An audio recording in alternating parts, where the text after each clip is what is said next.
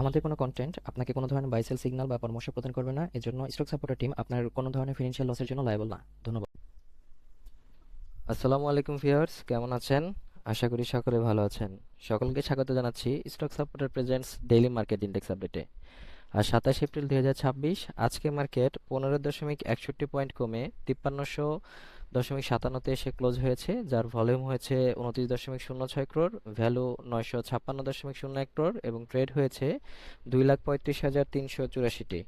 Market ট্রেন্ডে আজকে 102টি stock up ট্রেন্ডে আছে, নিউট্রালে আছে 67টি এবং ডাউন ট্রেন্ডে 223টি। Market sentiment neutral. Top stock gainer আছে Reliance Insurance, BGIC, EBL NRB mutual fund, Green Delta Insurance. অন্যদিকে টপ স্টক ক্লোজার আছে মেঘনা Cement, Eastern Cables, Shanghai, GMI syringe. Top sector by গেইনে আছে জেনারেল ইন্স্যুরেন্স, এরপর আছে টেক্সটাইল, ব্যাংক, মিউচুয়াল ফান্ড। অন্যদিকে টপ সেক্টর বাই ভ্যালুতে আছে general insurance, bank, pharmaceuticals and chemicals, textile. আজকে ব্লকে সবচেয়ে বেশি ট্রানজ্যাকশন হয়েছে শেফার্ড এই স্টকটির, এরপর আছে standard bank limited, federal insurance. তো আমরা চলুন সুপার চার্টসে চলে যাই।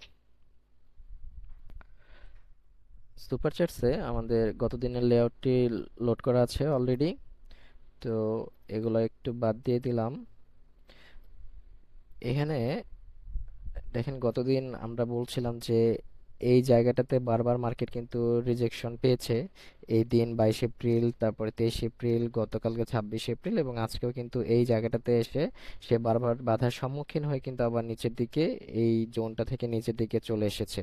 এবং সেক্ষেত্রে আমি যদি 1 ঘন্টার আওয়ারের বা 1 আওয়ারের যদি চার্ট দেখি, তাহলে দেখব এখানে যে আমাদের যেই রেজিস্ট্যান্স বা সাপ্লাই জোনটা আছে সেখানে, সেক্ষেত্রে সেদিন এই জায়গায় এই জায়গায় উপরে গিয়ে কিন্তু এখানে ক্লোজ হয়েছে, যেটাকে আমরা আপনার পজিটিভ একটা ব্রেকআউট বা সাকসেসফুল ব্রেকআউট হিসেবে দেখতে পারিনি এবং হচ্ছে পরবর্তীতে আবার চেষ্টা করেছে, এরপরে আবার কিন্তু সে নিচে চলে এসেছে।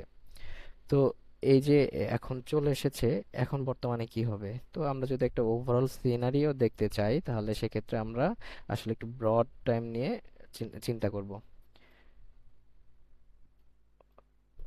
ব্রড টাইমে আমরা উইকলি ভিউতে যদি দেখি, এখানে উইকলি ভিউটা, এখানে আমরা লাইন চার্টে দেখি। তো লাইন চার্টে আমাদের এখানে সম্পূর্ণটাতে যদি একটু দেখি যে আমাদের আসলে কোন পরিবেশ পরিস্থিতির মধ্যে আমরা এখন আছি, তো সেটা যদি একটু দেখি, তাহলে একটা রেক্টেঙ্গেল দিয়ে দেখতে পারি আমরা। ধরুন আপাতত যদি এই পর্যায়ে, সেটা হচ্ছে গত বছর এপ্রিল থেকে যদি এতটুকু পর্যায়ে দেখি, তাহলে একটা লম্বা কিন্তু আপনার বক্স হয়েছে, মানে লম্বা সময়ের একটা বক্স হয়েছে। এটা দীর্ঘমেয়াদী একটা বক্স হতে পারে, এটা সমস্যা না। তো আমি এখানে যদি আরেকটা জিনিস দেখি যে এই জায়গাটা থেকে থেকে যদি এতটুকু যায়, এইখানে, এখান থেকে আমরা একটু ঠিক করে নিলাম। তো এখন এটাকে যদি আমরা ওয়ান ডে ভিউতে দেখি, তাহলে দেখেন কি দেখা যায়। ওয়ান ডে ভিউটাতে আমাদের আরেকটু কারেকশন করতে হবে, এখান থেকে এই পর্যায়টাতে আসতে হবে এখানে। তো মোটামুটি একটা সাপোর্ট আমরা কিন্তু এখানে দেখতে পাচ্ছি যে যখন আসছে, যে এই পর্যায়ে যখন আসছে, এখান থেকে এখানে সাপোর্ট নিয়েছে, আবার একটু একটু ওঠার ট্রাই করে আবার এখানে বাধাপ্রাপ্ত হয়ে আবার নিচে এসে সাপোর্ট নিয়েছে এবং এখানে থেকে এই পর্যায়ে এসে এখন কিন্তু মার্কেট একটু আপনার আপ ট্রেন্ডে থাকলেও কিন্তু একটা স্লাইড একটা রেঞ্জে, কিন্তু সাইড রেঞ্জে সে সে কিন্তু চলছে। এবং সেক্ষেত্রে এখানে যেহেতু বারবার সাপোর্ট নিচ্ছে এবং আমাদের আগের যে বক্সটা আছে এখানেও কিন্তু সে একটা ব্রেকআউট দিয়ে এখানে সাপোর্ট নিচ্ছে। এবং আমি যদি বলি যে আমাদের ওই বক্সটা, এখানে কিন্তু একটা ভালো ধরনের সাপোর্ট আছে যেটা আমরা দেখছি, যে সেটা হচ্ছে 5242 এই জোনটাতে। এবং যদি এটা, যদি মার্কেট যদি এটা নিচেও নামে, এখানে এই 5240 থেকে কিন্তু উপরে যাওয়ার একটা সম্ভাবনা থাকবে এবং যদি আলটিমেটলি যদি নিচে যায়, তাহলে সেক্ষেত্রে 5204-5 পর্যন্ত কিন্তু নিচে যেতে পারে। এছাড়া মার্কেট সম্পর্কে আপাতত এটার এটার চেয়ে নেগেটিভ কিছু হওয়ার আমি কিছু দেখছি না। তো চলুন আপনাদের রিকোয়েস্টেড স্টকটি সম্পর্কে জানি। রিকোয়েস্টেড স্টকটি হচ্ছে গ্রিন ডেল্টা।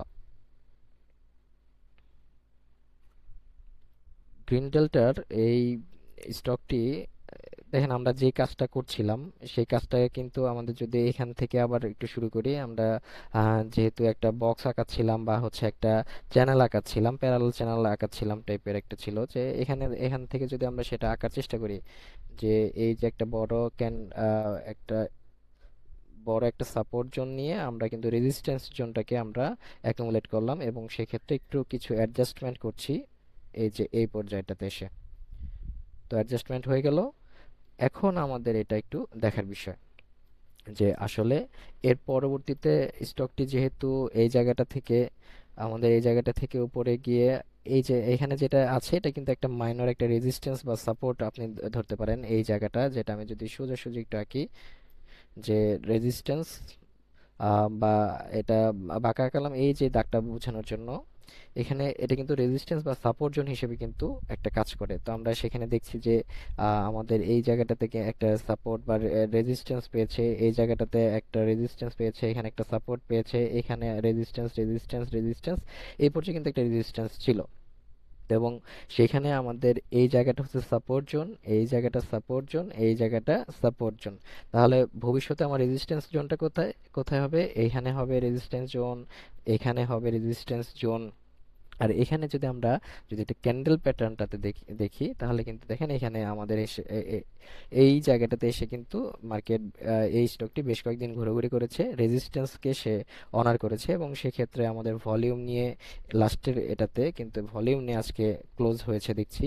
তো সেক্ষেত্রে আমাদের টার্গেট এখন কি হইতে পারে? টার্গেট হইতে পারে এই অপশনটুকু একটা টার্গেট আছে যেখানে আপনার মানি মানি ম্যানেজমেন্টের মাধ্যমে এখানে কিছু সেল দিয়ে কিছু হোল্ড করে রাখতে পারেন। আলটিমেট টার্গেট কিন্তু আমাদের এখানে যে রেজিস্ট্যান্স জোনটা আছে বা যে সাপ্লাই জোনটা আছে সেটাতে আমরা দেখতে পারি। এক্ষেত্রে আমাদের সেটা আলটিমেট টার্গেট হতে পারে এই জায়গাটুকু, যেটা হচ্ছে এই জায়গাটুকুতে আমাদের আলটিমেট টার্গেট হতে পারে, সেটা হচ্ছে 86 87 বা 84 85 জায়গাটা। এবং সেক্ষেত্রে আমাদের বাধার সম্মুখীন হতে পারে এই জায়গাটুকু, যেটা আমরা বলছিলাম এই জায়গাটুকুতে। এটা যদি আরেকটু উপরের দিকে যায় এখানে ঘোরাঘুরি করে সেক্ষেত্রে 70-এর মতো কিন্তু একটা টার্গেট এখানে দেখা যাচ্ছে। তো মানি ম্যানেজমেন্ট এবং হচ্ছে ক্যান্ডেলের স্টক বুঝে আপনারা ট্রেড করুন। ভালো থাকুন। আসসালামু আলাইকুম।